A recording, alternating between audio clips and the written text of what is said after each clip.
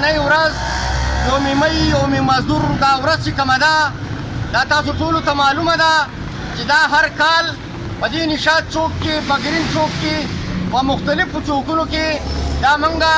د سوات د عوامو له طرفه دا ورځ موږ باقاعده طور باندې مانځو. تاسو ټولو ته معلومه ده نن که تاسو وګورئ زموږ چې مزدور طبقه ده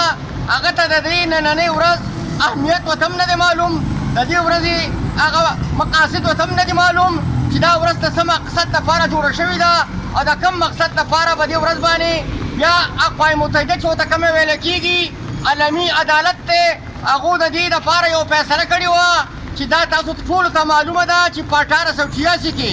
په شیکاګو د امریکې په ښار کې هم دغسې په سهار ټایم کې دا مزدور طبقه چې کومه ده دا د خپلو حقوقو دپاره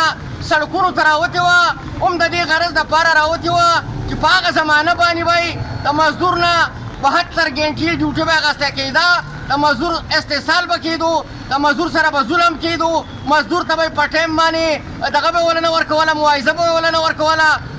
د مزدور د بچو د فلاح بهبود دپاره به سهولتونه نه ورکول، په مزدور باندې به ګراني وه. څنګه چې نن په پاکستان کې تاسو نن وګورئ نن په 3300 روپۍ باندې نن د وړو بورې میلاویږي، د غوړو ریټونو ته وګورئ، د چینو ریټونو ته وګورئ، بیا په سوات کې غربت ته وګورئ. نو په دغه حواله باندې په امریکا کې یو څو ځله مزدوران ته وګورئ، د چینو ریټونو ته وګورئ، بیا په سوات کې غربت ته وګورئ. نو په دغه حواله باندې په امریکا کې یو څو ځله مزدوران ناپاڅېدل او دا جابر استعماري سټیټ چې کوم د سامراج سټیټ چې کوم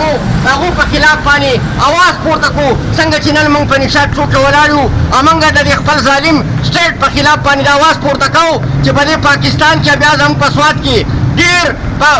په زرګاو مزدور طبقه پرته ده، خو هغو ته هغه خپل حقوقو ته نه میلاویږي کوم چې انساني حقوقو د دې دپاره قوانین جوړ کړي دي. نن صرف خبرې چې کېږي نن د پاکستان هر سیاسي لیډر دا خبره کوي چې د مزدور د حقوقو دپاره به موږ پالیسیانې جوړو، موږ به د هغې دپاره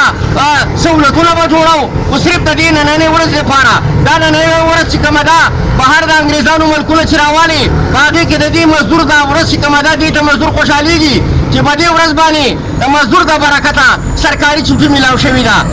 نن مزدور طبقه چې کومه ده هغه په دې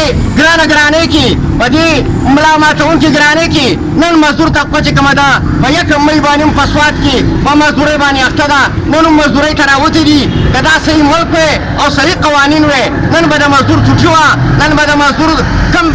هغو چې کوم دي هغو ته به یې باقاعده طور باندې معاوضه به ونه ورکوله، د هغو بچو له به یې تحفې ورکولې چې نن دا ورځ چې کومه ده دا د الله په مهربانۍ باندې د دې مزدور د برکته د دې سرمایدارو د دې جاګیردارو د دې بیروکریټسو نن چوټي ده. دا خلک نن به تلی یا به میادم ته تلی یا به ملم جبې ته تلی یا به سالان ته ګبین جبې ته به تلی. او نن زما غریبه طبقه چې کومه ده چې تاسو وګورئ غریبه طبقه چې کومه ده چا به ګاڼۍ راغستي، چا به د پیټي، چا به بوټۍ په سر ښودي، چا به رشکه راغستي. دا غریبه طبقه چې کومه ده دا پکې باقاعده طور باندې په دې نننۍ ورځ باندې استحصال کېږي. موږ دا خبره کوو چې کم از کم د دوی لپاره قوانین پکار دي. دلته چې څومره رجسټر کارخانې دي کم از کم هغو نه پکار دا دي چې د دې مزدور د حقوقو دپاره د مزدور د دیکبال دپاره د دوی د خیال ساتلې دپاره که فرض که د دوی دپاره انشورنس پکار دی چې دا کم از کم د دې سیکیورټي ډیفینشنانې دي انشورنس کمپنیانې دي چې هغې سره دا مزدور رجسټر دي. خدا نخواسته دې چېرته معذوره شي یا دته څه حادثه میلاو شي چې کم از کم دغه زامنو ته فند پنشن ورته میلاویږي، سهولتونه ورته میلاویږي. لیبر کالونیان چې جوړېږي هم دغه سرمایدار دغه جاګیردار طبقه چې کومه ده دا پکې په سهولت باندې. نو دا نننی پروګرام چې موږ جوړ کړی دی دا د سوات ولسي تحریک د پلیټ فارم نه موږ جوړ کړی دی او دا د الله مهرباني ده. دا احساس موږ تحصیل دی، موږ هم د مزدور طبقې سره تعلق ساتو څنګه چې تاسو مزدوران یئ دغسې